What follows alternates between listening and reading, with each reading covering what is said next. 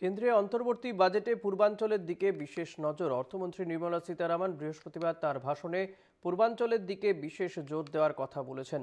লোকসভা ভোটকে পাখির চোখ করেই পূর্বাঞ্চলকে বিশেষ গুরুত্ব দিতে চাইছে বিজেপির কেন্দ্রীয় নেতৃত্ব, মত রাজনৈতিক মহলের।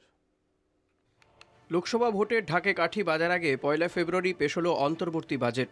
অর্থমন্ত্রী নির্মলা সীতারামনের একগুচ্ছ ঘোষণা, তার মধ্যে পূর্বাঞ্চলকে বাড়তি নজর দেওয়ার কথা বলেন অর্থমন্ত্রী।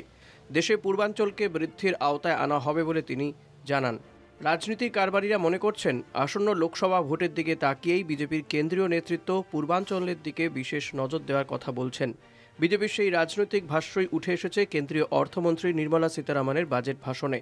Our government will pay utmost attention to make the eastern region and its people a powerful driver of India's growth.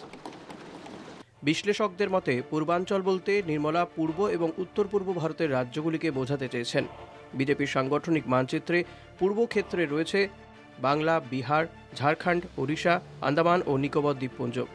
এছাড়া আছে ত্রিপুরা, অসম, সিকিম সহ উত্তর পূর্বের একাধিক ছোট রাজ্য। লোকসভা ভোটের আগে এবার বিজেপির স্লোগান হলো আব কি বার 400 পার। এই 400 পার করার জন্য উত্তর পূর্বাঞ্চলের রাজ্যগুলি থেকে বেশি লোকসভা আসন দরকার বিজেপির।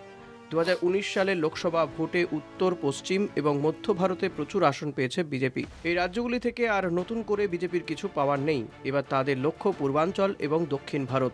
দক্ষিণে কোনো রাজ্যই বিজেপির দখলে নেই। গত লোকসভা ভোটে উত্তর পূর্বে বিভিন্ন রাজ্য থেকে ভালো সংখ্যক আসন পেলেও উড়িষ্যা এবং বাংলায় বিজেপি খুব বেশি আসন পায়নি।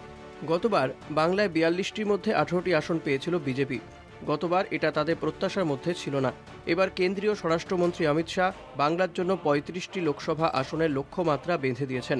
ওড়িশায় 20টির মধ্যে বিজেপি পেয়েছিল 8টি আসন। এবার এই দুই রাজ্যও বিজেপির নজরে রয়েছে। গত কয়েকদিনের মধ্যে পূর্বের দুই রাজ্য বিহার এবং ঝাড়খণ্ডে রাজনৈতিক পট পরিবর্তন হয়ে গিয়েছে।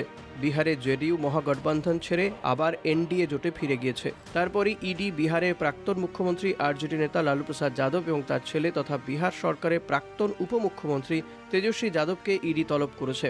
তাদের দীর্ঘ জিজ্ঞাসাবাদ করা হয়েছে। আবার ঝাড়খণ্ডের মুখ্যমন্ত্রী হেমন্ত সোরেন ইস্তফা দিয়েছেন। বুধবার রাতেই ইডি তাকে গ্রেপ্তার করেছে একটি জমি মামলার সূত্রে। এই দুই রাজ্যেই রাজনৈতিক পট পরিবর্তনের পেছনে বিজেপির হাত রয়েছে বলে বিরোধীদের অভিযোগ। বিহার, ঝাড়খণ্ডও বিজেপির পাখির চোখ লোকসভা ভোটে। কলকাতা টিভি।